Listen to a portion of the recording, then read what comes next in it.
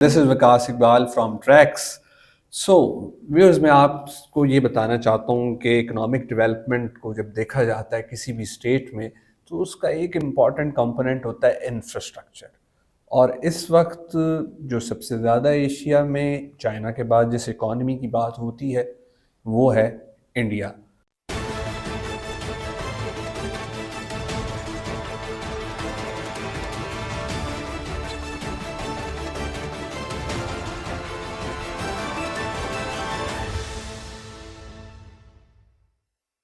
तो इंडिया में आजकल कुछ ऐसी इतलात आ रही हैं कि इंफ्रास्ट्रक्चर बूम आ रहा है अंडर द मोदी एडमिनिस्ट्रेशन, जो कि उनकी थर्ड टाइम है। मोदी 3.0 इसे कहा जा रहा है। तो इस पे बात करने के लिए मैंने ट्रैक स्टूडियो में एक दफ़ा फिर इनवाइट किया है डॉक्टर अतर मंसूर को।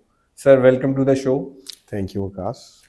सर, क्या चल रहा है इंडिया में इंफ्रास्ट्रक्चर बूम में, और इसे हम बूम कह क्यों रहे हैं? ज़रा इस पे थोड़ा सा बता दें। जी विकास, मोदी 1.0 जो थी, जो 2014 में स्टार्ट हुई थी, तब से नरेंद्र मोदी ने इंफ्रास्ट्रक्चर के लिए एक अच्छी हैवी एलोकेशन शुरू की हुई है। Budgetary allocations. Yes, and because it was needed. India ने over the last several decades जो था, इंडिया की जो सिटीज़ थी, अर्बन सेंटर्स जो थे, वहाँ पे पॉपुलेशन और साइज़ वाइज वो काफ़ी सब्सटैंशियली इंक्रीज़ कर रहे थे, लेकिन जो उनका इंफ्रास्ट्रक्चर था फॉर दोज सिटीज़, वो it was not keeping pace and it was not as required. तो उसकी वजह से जो लिविंग स्टैंडर्ड्स थे वो काफ़ी वहाँ पे सफ़र कर रहे थे। तो मोदी जब 2014 में पावर में आए तो उन्होंने इंडिया का जो स्टेट लेवल यानी कि जो यूनियन लेवल है, वहाँ पे उन्होंने उसको एलोकेशन शुरू की इंफ्रास्ट्रक्चर डेवलपमेंट के लिए। और उनको देखते हुए जो उनकी स्टेट गवर्नमेंट्स हैं और लोकल गवर्नमेंट्स हैं, उन्होंने भी अपने अपनी डोमेन्स में, अपने अपने जुरिस्डिक्शंस में एलोकेशन शुरू की। अच्छा, अब जो मैंने आपको मेजर रीज़न बताया वो यही था कि जो ओवरऑल इंफ्रास्ट्रक्चर की डेवलपमेंट थी, it was not as per the growth in the size and population of the cities.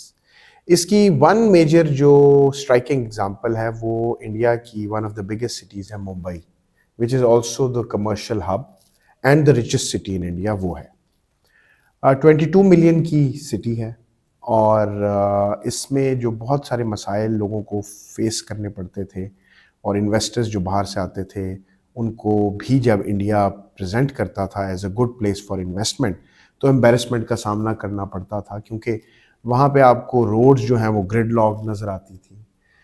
Airport जो है वो फुल कैपेसिटी पे फंक्शन करता हुआ नज़र आता था, और जो ट्रेन्स हैं वो फुली पैक्ड होती थी, ओवरलोडेड होती थी। तो एक बड़े रिचेस्ट शहर में, कमर्शियल हब में, अगर इंफ्रास्ट्रक्चर की ये हालत हो गई हुई थी, तो डेफिनेटली वहाँ पे रिक्वायरमेंट थी कि इंफ्रास्ट्रक्चर के अंदर मैसिव इंजेक्शंस की जाएं।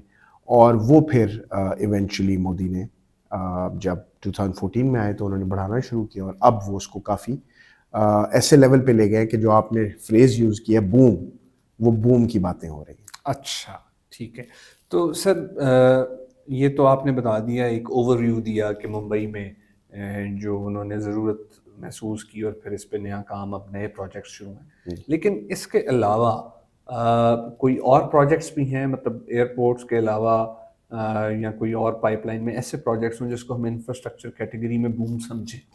जी, पहले तो मैं मुंबई के 2-3 प्रोजेक्ट्स जो हैं, जो कंप्लीशन की तरफ जा रहे हैं, उनको थोड़ा-सा एक्सप्लेन कर देता हूँ। ठीक है। सबसे जो ज़्यादा प्रोजेक्ट जिसकी तरफ देखा जा रहा है, वो है नया एयरपोर्ट मुंबई न्यू में, एयरपोर्ट फॉर मुंबई। जो आउटस्कर्ट्स में बनाया जा रहा है। जो एग्जिस्टिंग एयरपोर्ट है मुंबई का, उसका एक रनवे है, और वो सिटी के मिडल में है।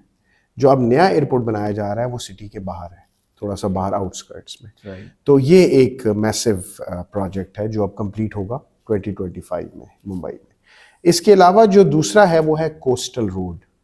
ये 10 किलोमीटर्स की एक कोस्टल रोड है जो मुंबई की वेस्ट कोस्ट पे रन करेगी, और मुंबई पेनिनसुला को मेनलैंड के साथ जो है वो कनेक्ट करेगी। और इसमें जो दो चीज़ें हैं वो इम्पोर्टेंट ये है कि इसके इर्द गिर्द 175 एकर्स के न्यू पार्क्स और प्रोमेनेड्स बनाए जा रहे हैं। अच्छा। तीसरा इम्पोर्टेंट जो इंफ्रास्ट्रक्चर प्रोजेक्ट है वो है न्यू मेट्रो लाइंस का। जो सदर्न मुंबई को कनेक्ट करेंगी बिजनेस डिस्ट्रिक्ट्स के साथ। और उससे ये होगा कि, और इसके अलावा ये mass transit link, first mass transit link होगा मुंबई में जो एयरपोर्ट से भी कनेक्ट करेगा। ये 3 बड़े प्रोजेक्ट्स हैं जो मुंबई के एरिया के अंदर, मुंबई सिटी के अंदर डेवलप हो रहे हैं। आउटसाइड मुंबई जो, या मुंबई को कनेक्ट करने के लिए दूसरे शहरों से, वो एक हाई स्पीड रेल नेटवर्क है, हाई स्पीड रेल का एक ट्रैक है जिसको बनाया जा रहा है बिटवीन मुंबई एंड अहमदाबाद, जो कि 2025 में एक्सपेक्टेड है ओपनिंग।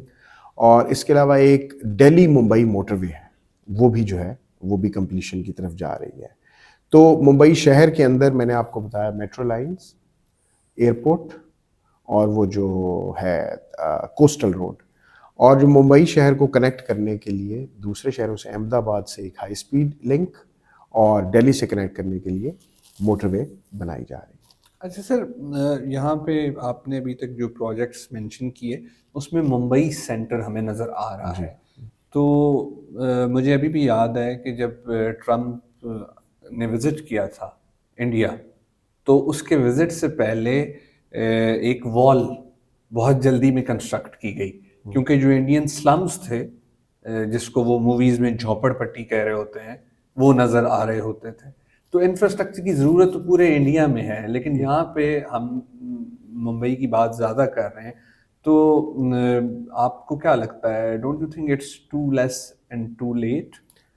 देखिए, टू लेट तो मैं नहीं कहूँगा, टू लेस भी मैं नहीं कहूँगा, इसलिए कि depending on India's economic growth pattern और जो इंफ्रास्ट्रक्चर की जो एलोकेशन है वो बड़ी रीजनेबल है।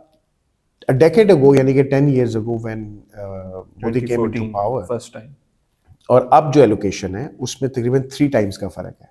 सो अभी जो मोदी गवर्नमेंट ने एलोकेशन की हुई है वो तकरीबन जो ये सॉरी, मोदी गवर्नमेंट से मुराद ये है कि जो इस फाइनेंशियल ईयर की जो एलोकेशन है वो $130 बिलियन है। That's 3 times what was allocated 10 years ago. So it is about 3 to 4% of GDP. 3 to 4% of Indian GDP. Yes. So it is not too less, not too late. तो जब resources होती हैं तभी allocation शुरू होती हैं, अब रिसोर्सेज हैं तो वो एलोकेट कर रहे हैं। Right. So viewers, you can give your feedback regarding this video, और अगर आप चाहते हैं कि हम इस तरह के और टॉपिक्स जो इंडिया सेंट्रिक हों या एशिया सेंट्रिक हों उस पर बात करें, तो आप हमें बता सकते हैं।